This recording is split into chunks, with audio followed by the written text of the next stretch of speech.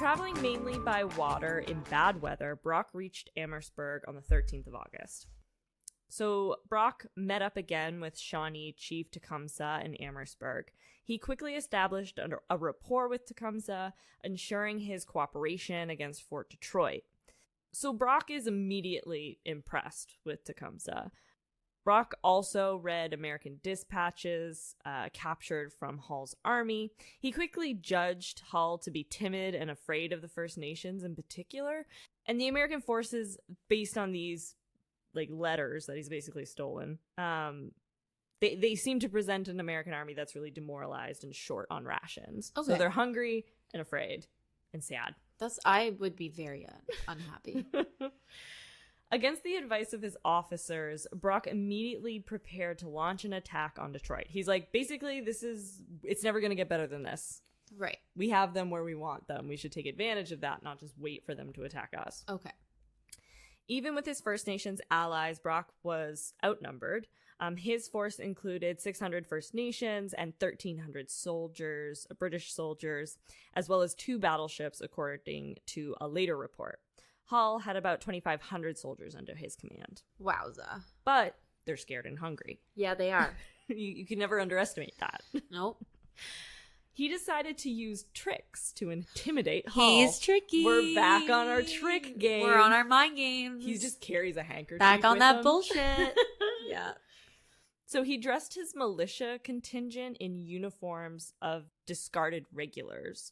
So a militia doesn't wear the British red. They would wear a different militia uniform. Okay. But he's like, no, we're all going to dress like regulars. Oh. To give the illusion of a trained professional force on site. So from a distance, it made the force seem entirely British regulars and bigger. Because red. Red. I see the red. Big. Big red. Look big, everybody. Yeah, looking big. Brock laid siege at Fort Detroit from established artillery positions across the river in Sandwich.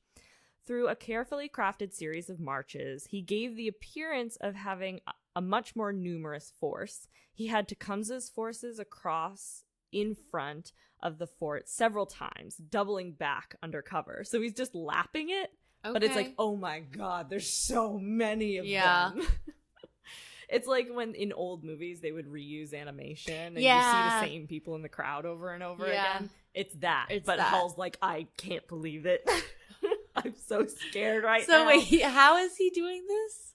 So basically, they're circling it, but they're circling the fort, but the Americans think that it's just one continuous stream in front, not doubling back. Right. And running again. Right. Okay. Yeah. So this was to intimidate Hull with a show of a large, raucous, seemingly barely controlled First Nations warriors. Okay. Finally, he sent Hull a letter demanding his surrender, in which he stated, in part, quote, "It is far from my inclination to join in a war of extermination, but you must be aware of the numerous bodies of Indians," it's a quote, sorry, "who have attached themselves to my troops, who will be beyond my control the moment contest commences." So, Brock knows that these guys aren't like this, but he's like, oh, I'll leverage your, unpredictability, your racial prejudice to make it sound like these guys are going to kill literally everybody in the fort the minute that it look starts. Scary. Look big and look scary. Look big, everybody. And then Brock hammered the fort with cannon fire. Nice. So on the 16th... Nice touch. A little additional kiss. On the 16th of August, the day after receiving Brock's letter, Hull surrendered. Oh, Hull.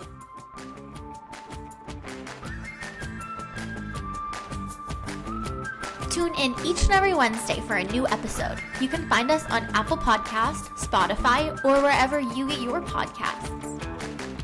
And check out our website, minutewomenpodcast.ca. You can find all of our contact information and social media channels so you don't miss a single thing.